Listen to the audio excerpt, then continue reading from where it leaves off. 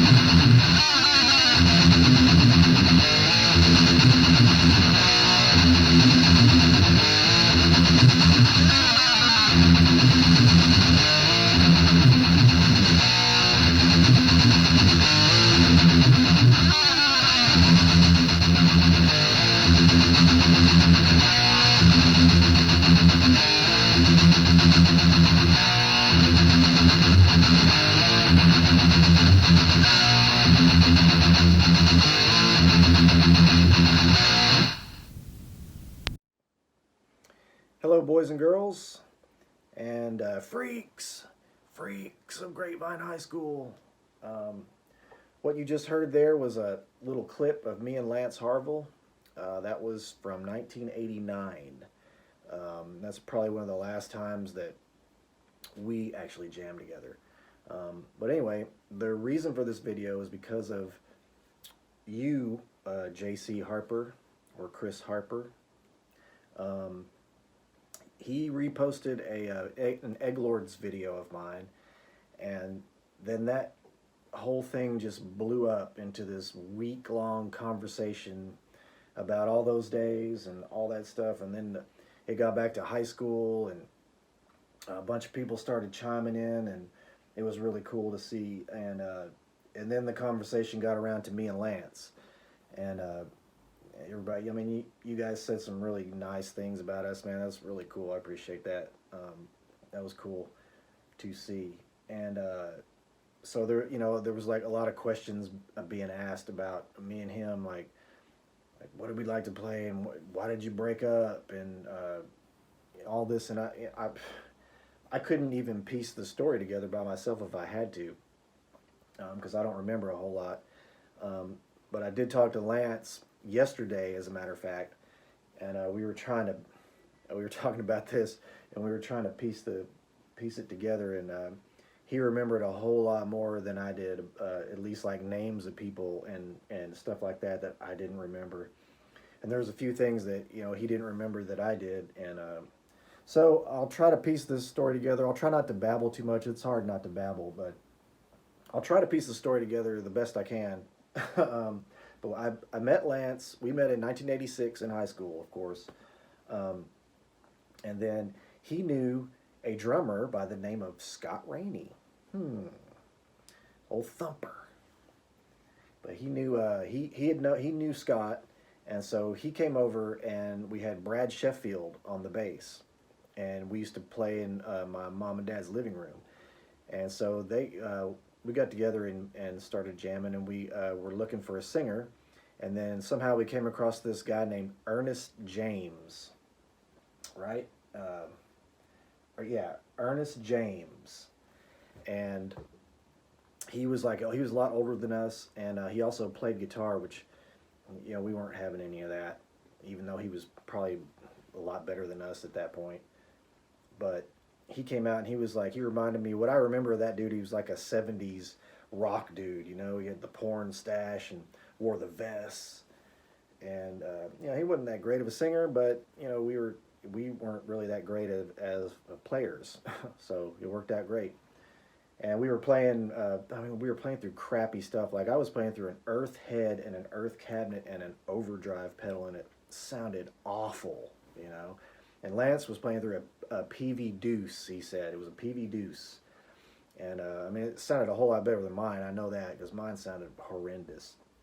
But anyway, I think we settled on the name Final Cut for that band, and we played for I don't know 2 weeks. I don't know. But there was a girl from school also, Cara Breeden, who came out a few times and sang some stuff with us, like a Striper song and some other stuff. But I don't know if we weren't trying to like make her our singer or anything. It was just, we were just jamming. But anyway, that was going to have to be in the spring of '86. I can't pinpoint it perfectly, but it was early '86 because I know by the fall of '86 things had changed quite a bit, because I know in the summer of '86 I got a Marshall stack, and Lance I know got a Marshall stack before me, but in any event by the summertime we both had Marshall stacks, and I think that's when all hell broke loose, because talking to him, I didn't realize it, but we played with 1 million people pretty much. Like he said, man, we were everywhere. We went everywhere and did everything, like every day. And there's so many people. I probably jammed with more people in those few years in high school than I've jammed with the rest of my life, you know. But somewhere in there, we stopped playing with Scott, and we ended up with Wayne Jansa on drums. Now, the blank spot for me is these two guys were from a band called China White, and it was a bass player named Eric, and it was another dude, maybe his name was Mike, but he had a Randy Rhoads V, which he let me play, and I loved it. But I have a cassette of China White, but it was only me. It was me and Wayne Jansa and these two dudes, and we were playing a bunch of covers. But I know that Lance came in because I have pictures of it, because we played a party. So at some point it became me and Lance and Wayne Jansa and this bass player Eric, and we played a party, and this was September of '86. I know that because it's written down in my little photo book that I have these pictures from.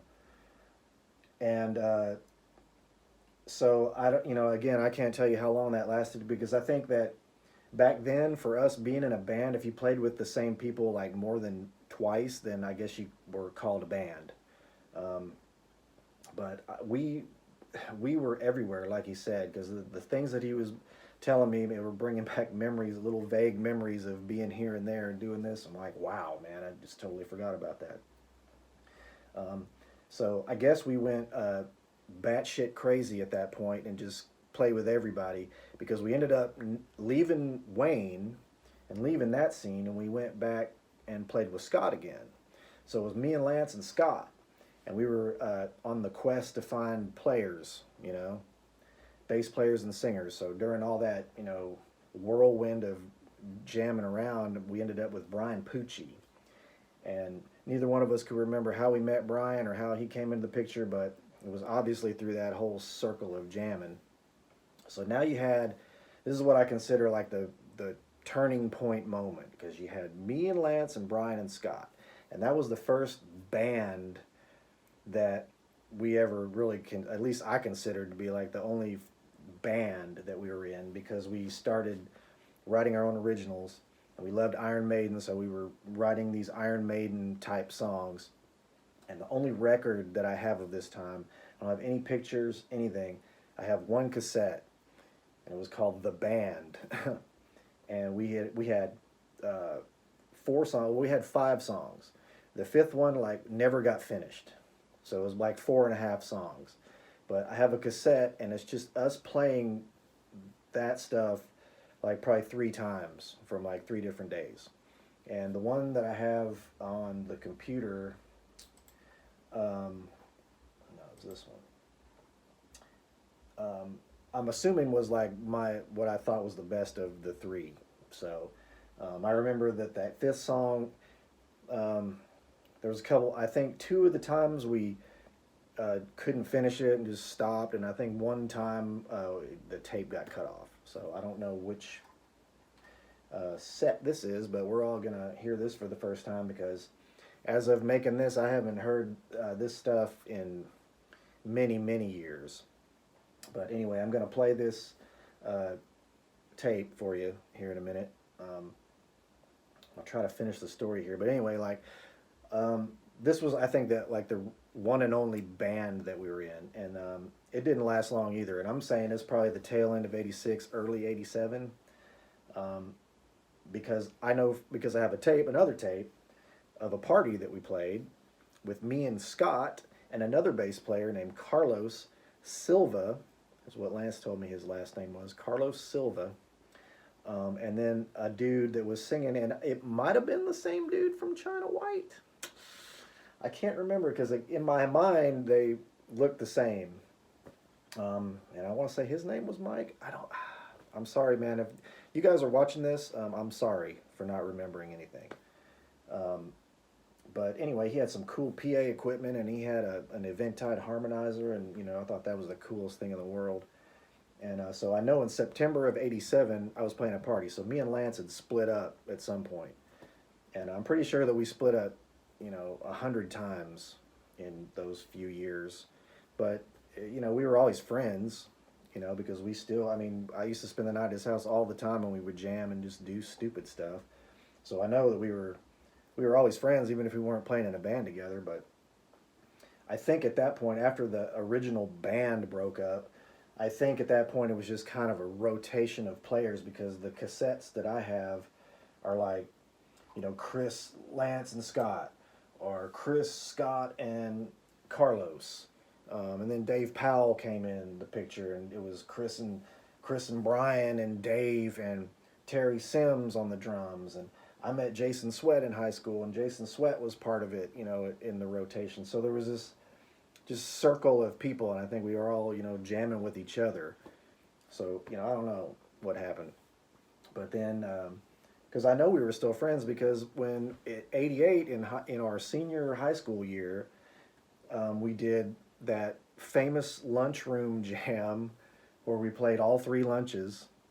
And then Lance reminded me of something I totally forgot about. We did something in the parking lot of high school outside for something. I had no recollection of that whatsoever, but he had a picture of that to show me. And then he didn't remember also that year, Mrs. Shoemate, who taught a photojournalism class. Me and Lance had photojournalism together. She loved us, and she canceled class one day so that me and Lance could play for the class, do a guitar clinic. And I want to say, I swear she canceled like 3 periods, and we played all morning, like one class after another. And so I know we were friends, because I remember we stayed up. I spent the night at his house, and we stayed up all night before that lunchroom thing and the photojournalism thing. We stayed up all night just trying to figure out what we were going to do. And how that happened, I don't know. How we got away with all that, because we just basically skipped school. I remember we came in, we went to school that day for the lunchroom jam. We got to school, we set up all of our stuff in the cafeteria, and we just hung out and waited. And then lunch happened, and we played the lunch thing, and then we loaded all the stuff up in his Blazer and took off. Just never went to school. And somehow that was cool, because the next day we went back, nobody said anything. We didn't have absentee slips or anything like that. It was just, okay, how y'all doing? So I don't know how that happened, but it was the same thing with the photojournalism class, man. We just skipped the whole day of school and just played and left. And there's a picture that was taken by Doug Cagle. Thank you, Lance, for this picture of after the lunchroom jam, when we loaded up the stuff into his Blazer and took off. And so that's really cool. So anyway, then after we graduated, I know Lance went to California to GIT, and then I was jamming with Brian, and whatever. It was this all the people that I mentioned before. We were jamming, and Lance came back for Thanksgiving break in '89, and we got the band back together. Jason was playing drums. Jason Sweat was playing drums, and it was me and Brian and Lance, and we tried to play all those old songs. And even Scott Rainey came over one night or two, and we tried to recapture all that. And that's on video. I have all that. But after he went back, and then after he moved back to Texas from California, then I think we were trying to get that band back together, with Brian and Scott, and it broke up somehow or another. And then, during the early 90s, I kind of lost touch with Lance for a while, through 2000. I don't know. We lost touch for a long time. But then we reconnected, and, we're still friends to this day, man, which is great. I'm glad that we're all friends after all this insanity. And like I talked to him yesterday, and we were like, how did we get here? After talking about all that stuff, like how did we get here, and how did that go so fast? We're freaking 50 years old now, man. That's just a crazy thing to think about. So anyway, enough of my babbling. I'm gonna play what is, I think we can all agree, me and Lance definitely agree, that this band, the Chris, Lance, Brian, and Scott, that was the pinnacle of what we were trying to do at the time. And I know definitely it was the building blocks for me. It was the building blocks for what I would go do, in my playing. It was a critical moment for all of us, I think, in our playing. I think we would all agree on that.